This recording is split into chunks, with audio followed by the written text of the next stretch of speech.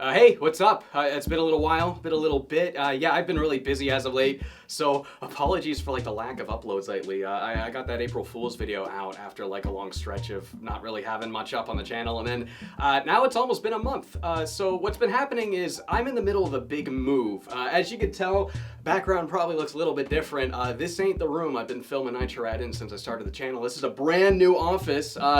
Brady, if you want to like take a look around, you people can see my my setup here. Got some new shelving, got some, I got this old guy. My dad actually made this, so I knew I had to keep this, even if it is in rough shape. But that's just very iconic in the background, so I had to move that over here. Got the Mike Jones painting, a lot of the same stuff you've seen before. I kind of wanted to make the new background. Oh, a little Pikmin over there. Brady's having a blast here with the camera. You can talk, by the way, Brady. I don't know. Oh man, this is video. It's really nice. I don't know how professional this video has to be. This will just be us shooting the shit and getting the idea across, I guess. I was going to edit this really well, but now I don't care. Yeah, so that's why I've been away. This move has been a huge undertaking. I wanted to get a house instead of an apartment. I was actually like living with my parents for a long time, saving up, and I was getting to the point where I was able to do it. Almost there, but then the housing market here completely went to shit because of Nova Scotia is actually one of the safest places in like all of this part of the world for COVID.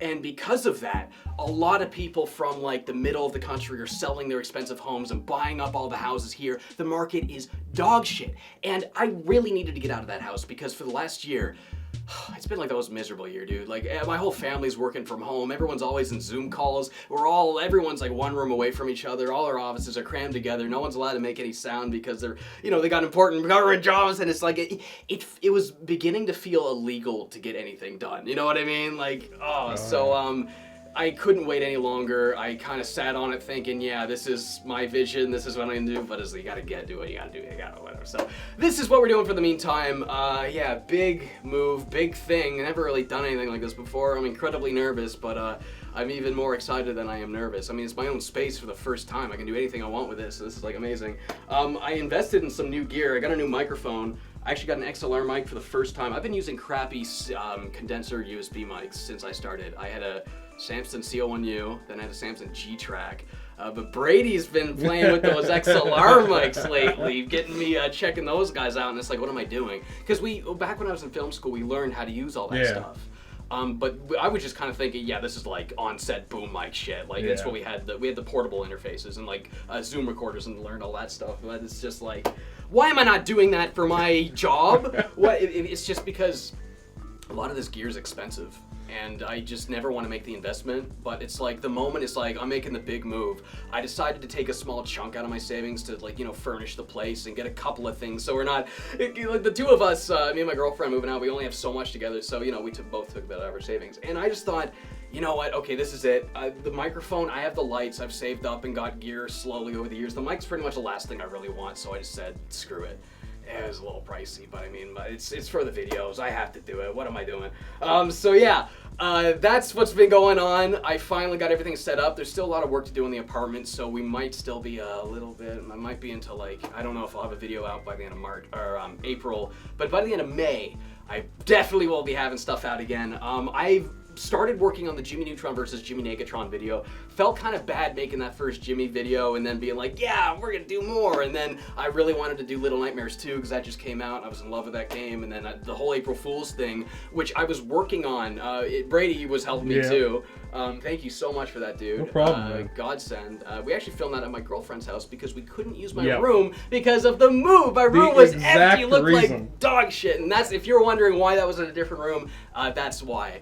But yeah, oh man, get a little off topic, watching that April Fool's live premiere. I was really worried that second loop was gonna like really test people's patience, but it was really cool reading the chat. People trying to like figure out, is this a repeat? Is it the same thing? No, that line sounded different. Like all that was really exciting to me. So thanks everybody who tuned into that live. Yes, thank you. I was really nervous putting that out because it was different. It was so different. I got so many tweets, so many emails, people being like, I'm so stoked for Eric Andre #3, and I'm like, I'm not fucking doing that, so sorry. But people ended up, I got a really good reaction to it. Heck yeah.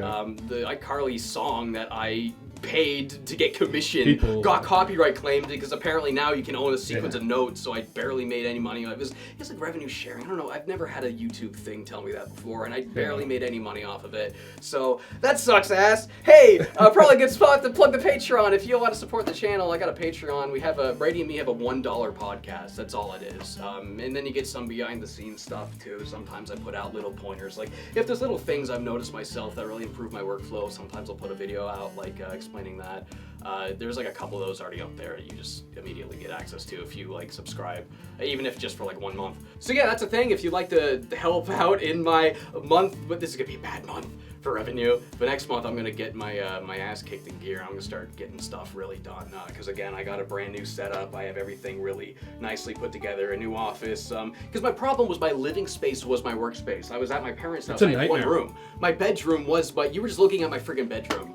And with that too, since it is my bedroom, a lot of the stuff in the background is just what I'm into at the time. Yeah. So people see like anime wall scrolls, like, yo, this guy's a big My Hero Academia fan. It's like, it was when it was new. And dude, I still got a Lightning McQueen like door hanger on in my room. And I still got like a Deku figure like in the living room upstairs. So I'm not like terribly attached to that series. So I tried to make the new background a lot more accurate to what I really do value, what I really do care about. Like not the sort of things I'm really into at the time.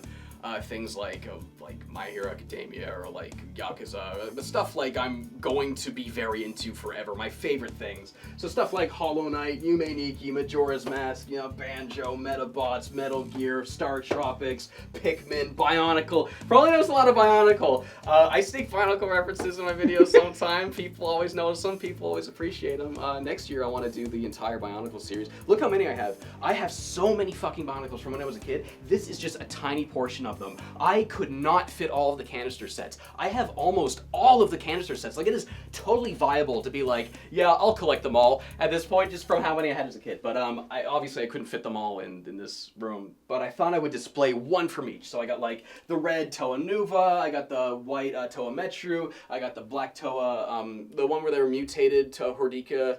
I forget some of the names. Metro Nui?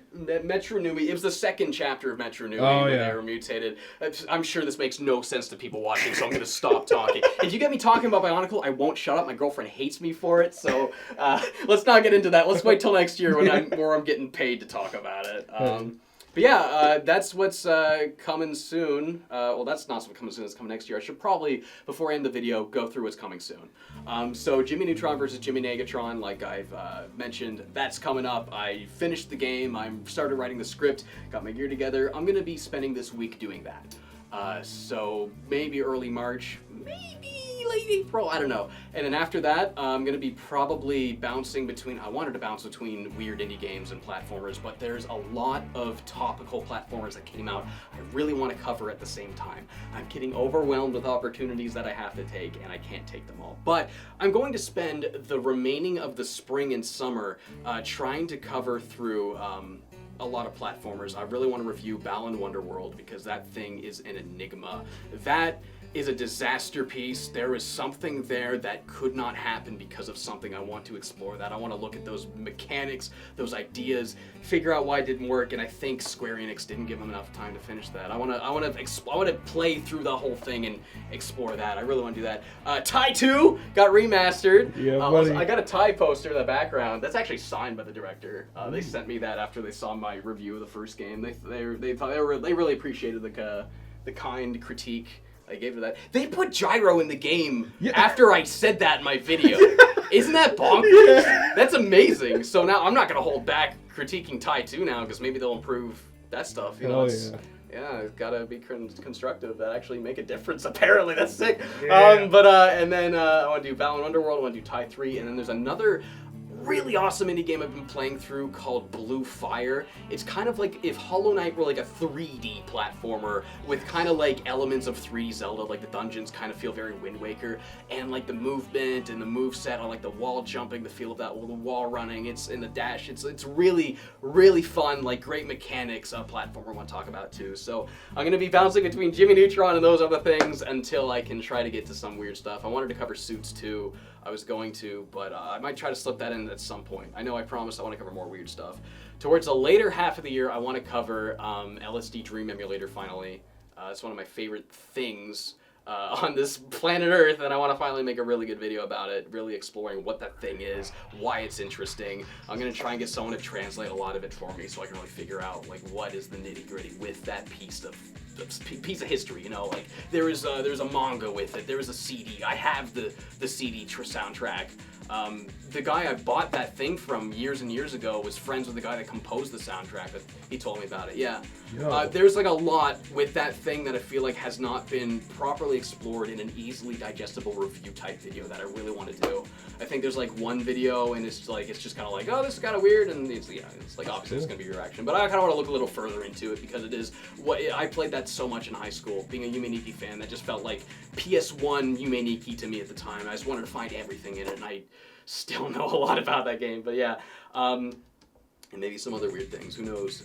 And then as far as horror goes, since I'm really behind because the move put me back and there's a lot of platformers and weird stuff, I think I'm just going to do one Halloween video this year, just on Halloween. Give myself a little break, because I usually do a lot of horror. I think this year, last year, I really struggled to get those 3 Echo Night videos out because I put my heart and soul into those things. It took so long. I replayed that second game like 5 times over, trying to get every single piece of information in that thing, all the endings, all the everything. Man, be working hard. I'd be working hard, buddy, but I mean, those videos turn out great. I'm proud of those videos because I feel like you come out of those videos knowing everything about that thing, or at least close to everything. I hope I got everything right. The Echo Night Beyond video especially, I was really proud of that one. Yeah, that was a very emotional one. It doesn't happen often. That's appreciated. But this, I'm just kind of rambling now. It's gone on a bit. So that's what you can expect. That's where I've been. That's what's going on. I'm very looking forward to making videos, the future of this channel, having a new background, kind of like tidying it up, making shots look nicer, off the space to do some cool stuff, and I hope you guys will look forward to it. Thank you so much for tuning in and watching and supporting me, and thank you even more to the patrons that have been helping keep this channel going, keeping me afloat, keeping me able to sustain myself doing what I love doing more than anything, which is playing video games, stuff I know about, stuff I don't know about, and simply just being like, hey, here's what this fucking game is. So, oh shit, Greg, don't knock the